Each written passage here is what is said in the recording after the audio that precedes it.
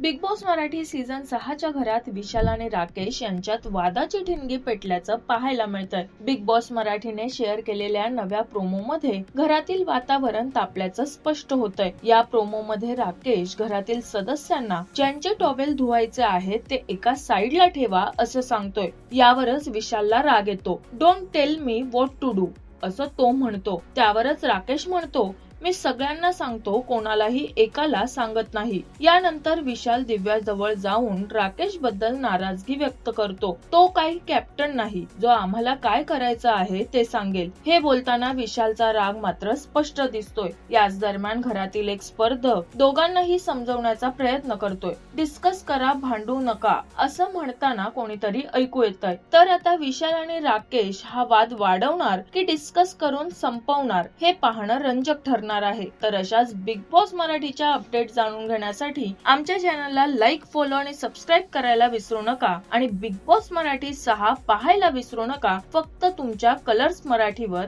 आणि जिओ हॉटस्टार वर कधीही।